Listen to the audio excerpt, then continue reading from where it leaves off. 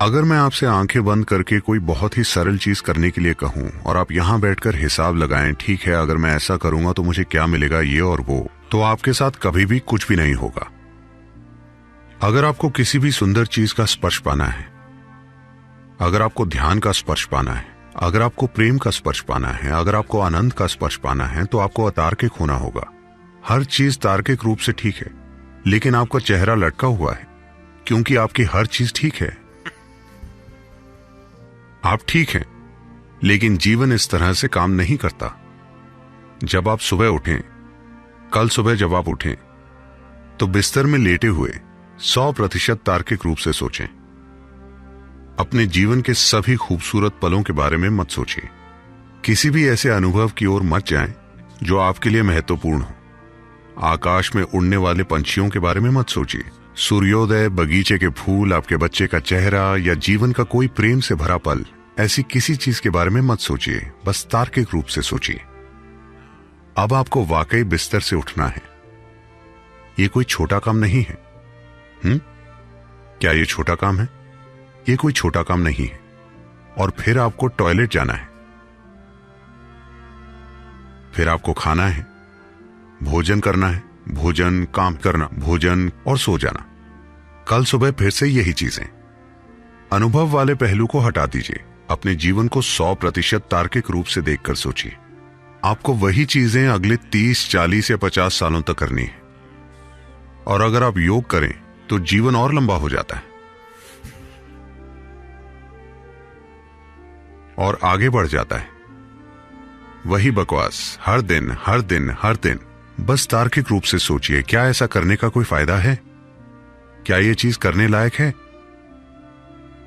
करने लायक है? नहीं। बहुत ज्यादा तर्क वाले पल आत्महत्या के पल होते हैं। और आप सभी इस तरह से आत्महत्या करते आ रहे हैं। लेकिन इन दिनों आप कोई भी चीज एक बार में नहीं करते। आप हर चीज टुकड़ों में करते हैं। आप आत्महत्या भी टुकड़ों में कर रहे हैं। मैं चाहता हूं कि आप मुड़कर देखें। अगर आपको याद ना आए तो आप घर जाकर अपनी पुरानी तस्वीरें देखें कि जब आप 5 या 6 साल के थे तो आपका चेहरा कैसा था। यह ऐसा था। और अब यह लंबा होता चला जा रहा है। तो अगर आपको तर्क से बाहर आना हो तो जब तक आप ये काम एक खास तरीके से ना करें तो ये नासमझी लगती है, क्योंकि फिलहाल समझ के बारे में आपके विचार सिर्फ तर्क से जुड़े हैं, है ना? लेकिन कृपया देखिए कि आपके जीवन के सबसे सुंदर पल आपके साथ तब हुए जब आपने अपने तर्क को थोड़ा सा दूर रख दिया था। हां, अपने प्रेम प्रसंग को तार्किक रूप से परख कर देखिए। आपको लगेगा कि यह सबसे बेवकूफी भरी चीज है जो आपने की है। वाकई, हाँ या ना? हो सकता है यह आपके जीवन की सबसे सुंदर चीज हो, लेकिन तार्किक रूप से इस पर विचार करके देखिए, यह सबसे बेवकूफी भरा काम है जो आप कर सकते हैं। लेकिन यह शायद आपके जीवन का सबसे सुंदर अनुभव बन गया हो। तो जीवन का तार्किक आयाम और आपके अस्तित्व के अनुभव से जुड़ी संभावना एक दूसरे से ठीक उल्टे हैं। तो योग में हम आपको 2 पहलुओं के रूप में देखते हैं, सूर्य और चांद। आपने प्रतीक देखा है, आपने शब्द सुना है हठ, हठ योग। ह मतलब सूर्य, ठ मतलब चांद। तो ये 2 आयाम हैं। इसके कई प्रतीक हैं। आपने देखा होगा कि शिव को आधे पुरुष और आधी नारी के रूप में दर्शाया जाता है। ये सभी चीजें इसी ओर संकेत करती हैं कि आप में एक तार्किक आयाम है और एक आयाम उससे परे है।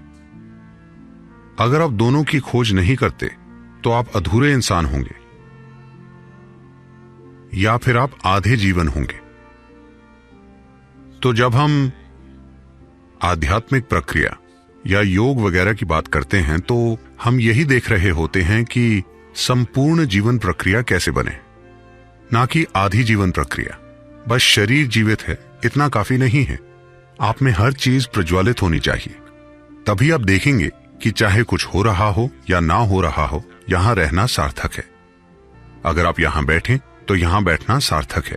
अगर आप अपनी आंखें खोलें तो यह सार्थक है, अगर आप अपनी आंखें बंद करें तब भी यह सार्थक है।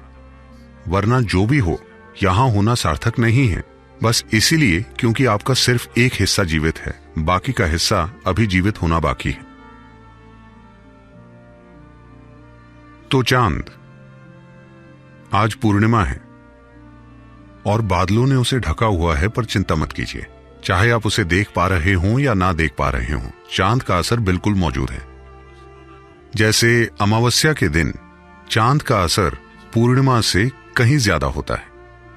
तो मुद्दा ये नहीं है कि आप किसी चीज का बोध पाते हैं या नहीं पाते, असर तो हर हाल में होता है। आप में एक तार्किक पहलू है जो भौतिक दुनिया को अच्छे से संभालने में आपकी मदद करता है, और तर्क से परे एक आयाम है जिसके बिना भीतरी आयामों तक कभी नहीं पहुंचा जा सकता। चांद उस तर्क से परे के आयाम का प्रतीक है। आखिरकार चांद इस ग्रह का उपग्रह है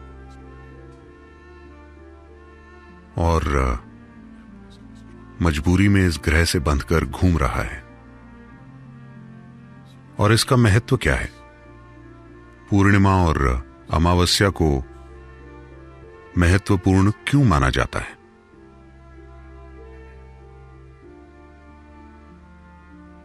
शायद आप में से कई लोगों को पता होगा कि मैं उम्मीद करता हूं कि आप इसे अपने अनुभव की वजह से नहीं जानते होंगे। आपको पता होगा कि अगर कोई मानसिक तौर पर अस्थिर है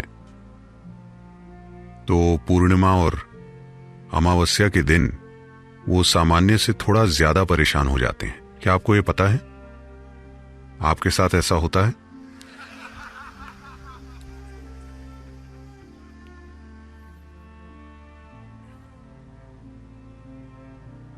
जी, आप बस मेरे साथ बैठिए, कैमरा की चिंता मत कीजिए। तो ये आपके साथ नहीं होता, पर कुछ लोगों के साथ ऐसा होता है। तो ऐसा नहीं है कि चांद पागल करता है, बस यही है कि जब ये कुछ स्थितियों में होता है तभी आप जैसे भी हैं उसे प्रबल बनाता है। अगर आप प्रेममय हो तो और ज्यादा प्रेममय हो जाएंगे, अगर आप खुश हैं तो और ज्यादा खुश हो जाएंगे, अगर आप आनंदित हैं तो आप काफी ज्यादा आनंदित हो जाएंगे, अगर आप थोड़े से पागल हैं तो आप काफी ज्यादा पागल हो जाएंगे, अगर आप ध्यानमय हैं तो आप काफी ज्यादा ध्यानमय हो जाएंगे। It just enhances everything that you are. ये बस आपकी हर चीज को बढ़ा देता है। तो हम इन दिनों को महत्वपूर्ण मानते हैं ताकि आप जागरूक होकर अपने अंदर सही तरह के गुण पैदा करें, ताकि वो गुण बढ़ जाएं। आज पूर्णिमा है, इस दिन लोग सुबह उठकर एक खास तरीके से रहते हैं। आप अपने अंदर एक खास गुण पैदा करें ताकि शाम तक वो गुण बढ़ जाए। तो आप में जो भी गुण हैं आप उन्हें जागरूक होकर बना सकते हैं, बजाय इसके कि आप अपने अंदर अचेतन रूप से होने वाले विस्फोटों के शिकार हो जाएं। तो चांद खुद आपको पागल या ध्यानमय नहीं बनाता, ये बस आपके जो भी गुण हैं उन्हें बढ़ा देता है। आप जानते हैं कि सागर भी पागल हो जाता है।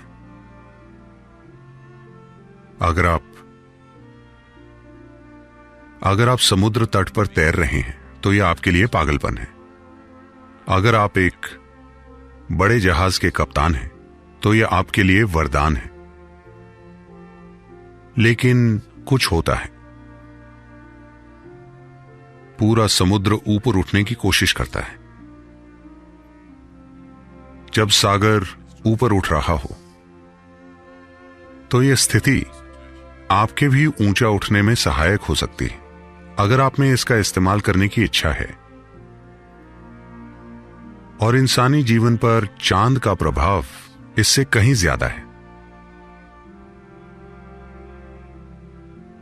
खुद के साथ कुछ भी करना हो तो यह जानना मददगार होता है कि चांद किस अवस्था में है, क्योंकि ये सिस्टम में अलग अलग तरह के गुण और ऊर्जाएं पैदा करता है।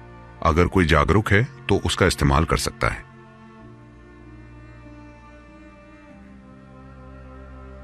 अंग्रेजी भाषा में चांद को लूनर कहते हैं। अगर आप एक कदम आगे बढ़ाएं तो आप लूनर्टिक बन जाएंगे।